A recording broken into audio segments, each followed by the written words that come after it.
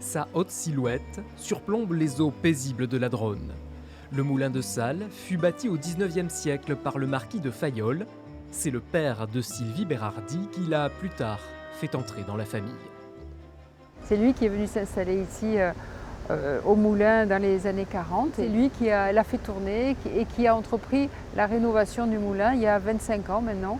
Malheureusement, il est mort trop tôt et il n'a pas pu la terminer, mais il avait réussi quand même à refaire les deux roues. Depuis, le moulin de Salles sommeille en attendant que Sylvie et sa famille lui redonnent vie. Venez, on va voir à l'intérieur. Dedans, tout est encore là. Les 4 paires de meules, la presse à huile de noix et les engrenages en état de marche, comme l'a démontré une récente crue il y a un an. L'eau est montée très très vite et tombée sur les pales de la roue qui est pourtant un peu cassée. Et elle s'est remise en marche. Et donc elle a entraîné dans sa course les engrenages qui sont derrière moi. Et toute la partie centrale de l'engrenage s'est remis à tourner. J'ai découvert ça, alors je me suis dit c'est un miracle, c'est pas possible. Donc ça veut dire que le moulin veut absolument revivre, quoi.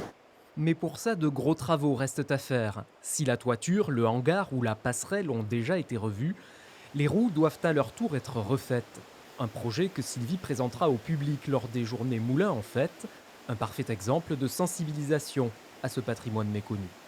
Cette passion, on voit qu'elle est communicative. Les gens viennent voir ces moulins et ils reviennent ensuite régulièrement pour retrouver ce paradis que l'on oublie un petit peu trop maintenant.